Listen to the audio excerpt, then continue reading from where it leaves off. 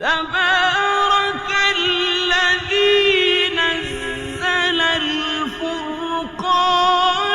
على عبده ليكون للعالمين نذيرا۔ السلام علیکم ورحمۃ اللہ وبرکاتہ۔ الحمد للہ وکفی وسلام علی عباده الذین اصطفی، اما بعد۔ محترم ناظرین کرام اور عزیز ساتھیوں، ہر طرح کی تعریف و توصیف اس اللہ رب العالمین کے لیے لائق و سزاوار ہے جس نے ہمیں اور آپ کو اس دار فانی کے اندر پیدا کیا اور ہماری رشد و ہدایت کے لیے بہت سارے انبیاء کرام کو اس دنیا کے اندر مبعوث فرمایا، جس کے آخری کڑی تاجدار مدنی احمد مجتبی جناب محمد رسول اللہ صلی اللہ علیہ وسلم کی ذات گرامی ہے۔ آپ علیہ الصلاۃ والسلام کے اوپر بے شمار اور لاکھوں درود و سلام نازل ہو۔ عزیز ساتھیوں، یہ قرآن مجید کا جو ایک سلسلہ چلا آ رہا ہے، اسی سلسلے کا آج یہ چوتھا پروگرام ہے۔ اس پروگرام میں انشاءاللہ ہم آپ کے سامنے چوتھے پارے کے تعلق سے کچھ باتیں عرض کرنے کی کوشش کریں گے۔ چوتھے پارے کی ابتدا لن تنالوا البر حتى تنفقوا مما تحبون سے ہو رہی ہے۔ اس پارے کی ابتدا میں اللہ رب العالمین نے ہمیں اور آپ کو یہ بتلا رہا ہے کہ بھلائی اور نیکی اگر آپ حاصل کرنا چاہتے ہیں تو آپ کے لیے ضروری ہے کہ آپ سب سے محبوب اور سب سے قیمتی چیز جو آپ کی نظر میں ہے وہ اللہ کے راستے میں خرچ کیجیے۔ بیت اللہ کی تعمیر کا تذکرہ اس کے بعد کیا جا رہا ہے۔ اللہ تعالیٰ نے ارشاد فرمایا کہ ان اول بیت وضع للناس للذی ببکۃ مبارکا وہدی للعالمین، کہ اللہ رب العالمین کا پہلا گھر جو لوگوں کے لیے مقرر کیا گیا ہے وہی ہے جو مکے میں ہے، جو تمام دنیا کے لیے برکت اور ہدایت والا ہے۔ اس کے بعد مسلمانوں کو ترغیب اور تلقین کی گئی ہے اور تاکید کی گئی ہے کہ سب سے پہلے وہ تقوی کو اختیار کریں اور اللہ رب العالمین کی کتاب کو مضبوطی کے ساتھ پکڑ لیں اور آپس میں افتراق نہ کریں بلکہ متحد ہو جائیں۔ چنانچہ اللہ تعالیٰ نے ارشاد فرمایا یا ایھا الذین آمنوا اتقوا اللہ حق تقاتہ ولا تموتن الا وانتم مسلمون واعتصموا بحبل اللہ جمیعا ولا تفرقوا۔ اے ایمان والو، اللہ تعالیٰ سے اتنا ڈرو جتنا اس سے ڈرنا چاہیے، اور یہ بات دھیان میں رکھو کہ مرتے دم تک مسلمان ہی رہنا۔ اللہ تعالیٰ کی رسی کو سب مل کر کے مضبوطی کے ساتھ تھام لو اور آپس میں اختلاف نہ پیدا کرو، یعنی متحد ہو جاؤ۔ اس کے بعد اللہ تعالیٰ نے خیر امت کی صفت بیان فرمائی اور یہ کہا کہ یہ امت، یہ بہترین امت بھلائی کا حکم دیتی ہے اور برائیوں سے لوگوں کو منع کرتی ہے۔ کنتم خیر امت اخرجت للناس تأمرون بالمعروف وتنہون عن المنکر، تم بہترین امت ہو جو لوگوں کے لیے پیدا کی گئی ہے کہ تم نیک باتوں کا حکم کرتے ہو اور بری باتوں سے روکتے ہو۔ تمہارا مقام اور تمہارا مرتبہ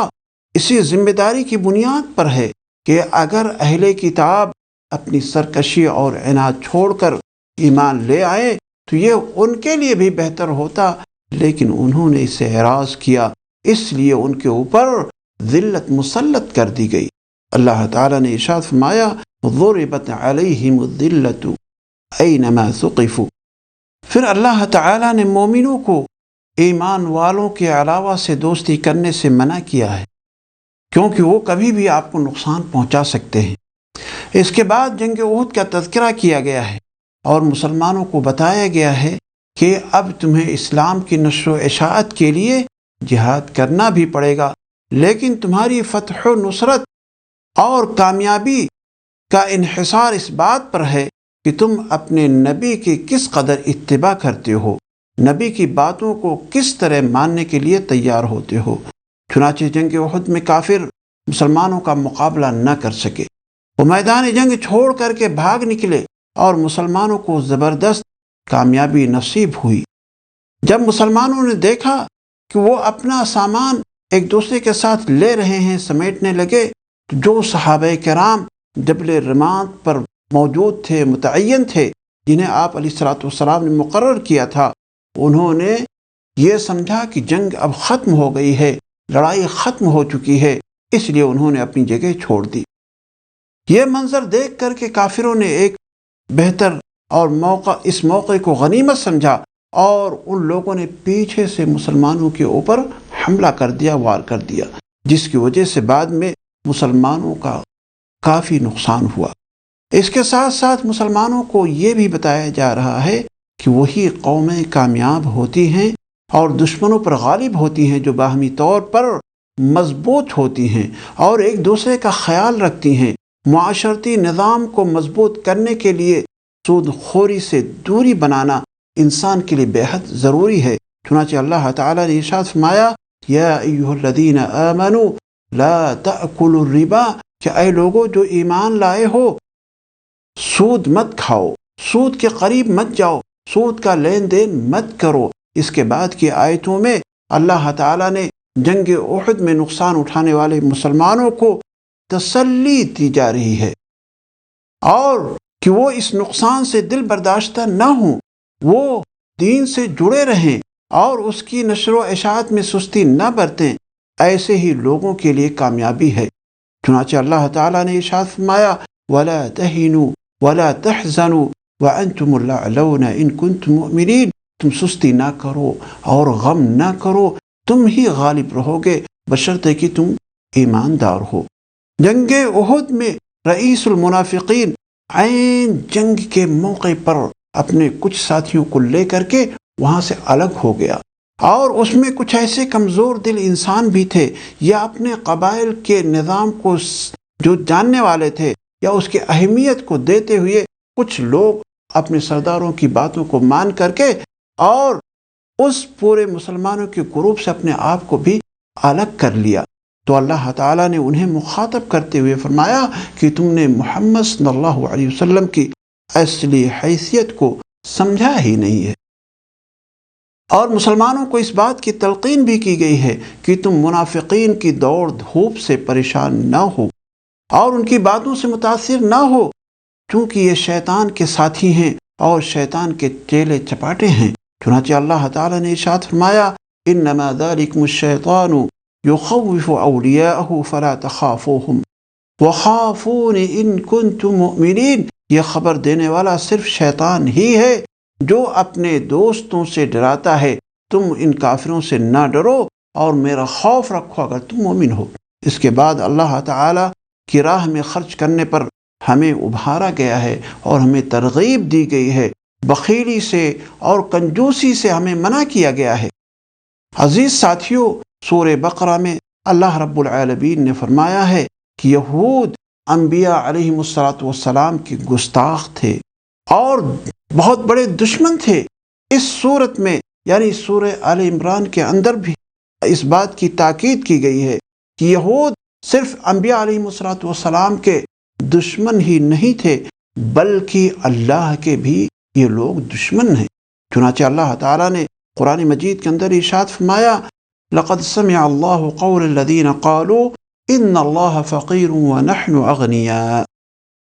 یقینا اللہ تعالیٰ نے ان لوگوں کی بات سن لی جنہوں نے کہا کہ اللہ تعالیٰ فقیر ہے، اللہ تعالیٰ محتاج ہے اور ہم غنی ہیں۔ حضرت عبداللہ بن عباس رضی اللہ تعالی عنہما سے مروی ہے کہ جب یہ آیت کریمہ من ذا الذی یقرض اللہ قرضا حسنا نازل ہوئی تو یہود نے کہا،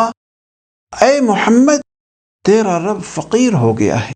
کہ اپنے بندوں سے قرض مانگ رہا ہے، جس پر اللہ تعالیٰ نے لقد سمع اللہ قول الذین قالوا نازل فرمایا۔ اس سورت کے آخری 10 آیتوں کے اندر اللہ رب العالمین نے مسلمانوں کو اپنے سے تعلق مضبوط کرنے کے لیے انہیں حکم دیا ہے، اور اس کا طریقہ یہ بتلایا ہے کہ اللہ رب العالمین کی جتنی بھی تخلیقات ہیں، جتنی بھی مخلوقات ہیں، ان کے بارے میں یہ لوگ غور و فکر کریں، جیسے رات کا آنا اور دن کا جانا، یا دن کا آنا رات کا جانا، یا اسی طریقے سے آسمان اور زمین کا پایا جانا، یا اسی طریقے سے پہاڑ کا پایا جانا، یہ تمام کی تمام چیزوں پر ہمیں غور و فکر کرنے کے لیے کہا گیا ہے۔ اور اسی کے ساتھ ساتھ ہمیں اللہ تعالیٰ سے کثرت کے ساتھ دعائیں کرتے بھی رہنا چاہیے۔ پھر اس سورت کی آخری آیت میں اللہ تعالیٰ نے 3 ایسی نصیحتیں فرمائی ہیں جو ایک مسلمان کی زندگی میں بڑی اہمیت رکھتی ہیں۔ وہ نصیحتیں کیا ہیں؟ اللہ نے ارشاد فرمایا، یا ایھا الذین آمنوا اصبروا وصابروا ورابطوا، غور کیجیے، صبر کرنے کے لیے، یعنی اے ایمان والو تم ثابت قدم رہو اور ایک دوسرے کو مضبوطی کے ساتھ تھامے رکھو، اور جہاد کے لیے تیار رہو، اور اللہ تعالیٰ سے ڈرتے رہو تاکہ تم مراد کو پہنچ جاؤ۔ اس پارے کے اندر ایک اور سورت آتی ہے جسے ہم سورہ نساء کے نام سے یاد کرتے ہیں۔ یہ سورہ نساء 24 رکوع پر مشتمل ہے اور یہ مدنی سورت ہے۔ اس میں 176 آیتیں پائی جاتی ہیں۔ اس میں 3745 کلمات اور 16030 حروف ہیں۔ نساء اس لیے کہا جاتا ہے کہ نساء کے معنی ہوتے ہیں عورتیں۔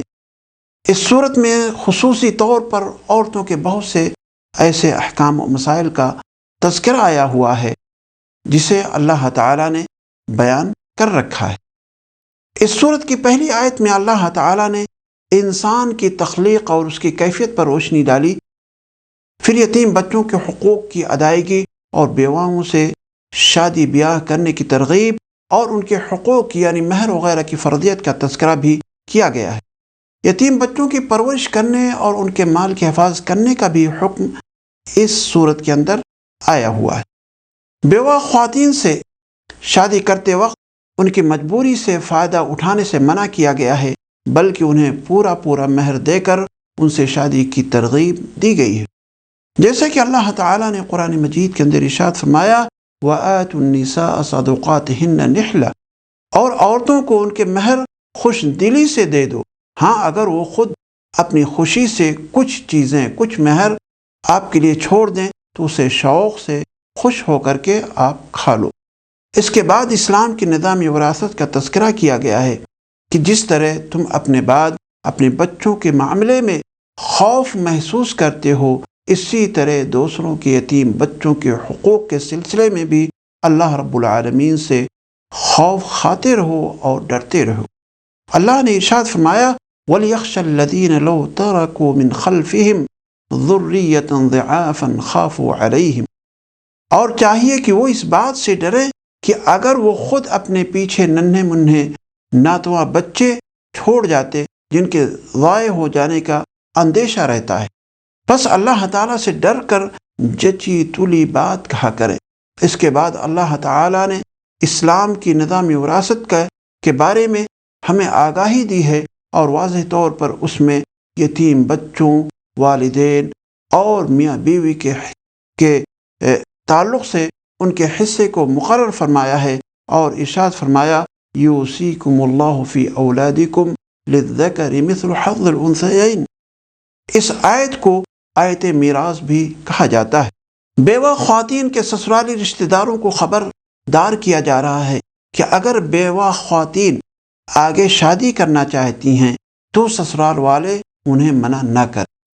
اور اگر وہ خود ان سے شادی کے خواہش مند ہوں تو ایسی صورت میں وہ معاشرے کے مطابق ان کی مہر ضرور ادا کریں۔ اسی طرح سے یہ بھی بیان ہوا ہے کہ اگر کبھی میاں بیوی میں اختلاف پیدا ہو جائے اور طلاق کی نوبت آ جائے تو عورت کو دیا ہوا مہر واپس نہیں لے سکتے، اگرچہ مہر کی مقدار بہت زیادہ ہی کیوں نہ ہو۔ اس پارے کے آخر میں کچھ خواتین سے نکاح کرنے کو حرام قرار دیا گیا ہے، یعنی انہیں بیوی نہیں بنایا جا سکتا۔ ایسے عورتوں کی 2 قسمیں بیان کی جا سکتی ہیں، ایک تو یہ ہے کہ وہ ابدی طور پر حرام ہیں، ہمیشہ آپ ان سے شادی نہیں کر سکتے،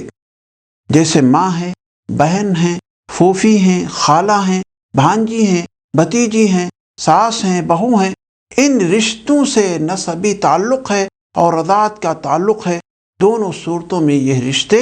حرام ہیں۔ اسی طریقے سے دوسری قسم یہ ہے کہ وقتی طور پر یہ رشتے آپ کے لیے حرام ہیں۔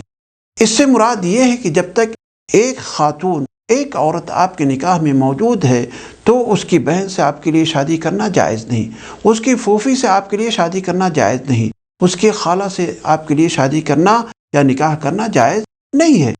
اسی طرح اگر وہ کسی کی منکوحہ ہے، یعنی کسی کی بیوی ہے، تو اس سے بھی شادی نہیں کیا جا سکتا اور نہ ہی اسے شادی کا پیغام دیا جا سکتا ہے۔ چنانچہ اللہ تعالیٰ نے بڑی تفصیل کے ساتھ ہر ایک کے تعلق سے اس آیت کریمہ کے اندر ذکر فرمایا۔ اللہ تعالیٰ کا فرمان ہے، حرمت علیکم امہاتکم وبناتکم واخواتکم وعماتکم وخالاتکم الی آخر الآیہ۔ ہم اللہ رب العالمین سے آخر میں یہ دعا کرتے ہیں کہ الہ العالمین ہم تمام مسلمانوں کو قرآن مجید سمجھ کر پڑھنے کی توفیق عطا فرمائے، اور قرآن کے جو حقوق ہیں ہمیں ان تمام حقوق پر عمل کرنے کی اللہ تعالیٰ توفیق بخشے، اور ہمیں روزانہ کچھ نہ کچھ تلاوت کرنے کی اللہ تعالیٰ توفیق دے۔ وآخر دعوانا ان الحمد للہ رب العالمین۔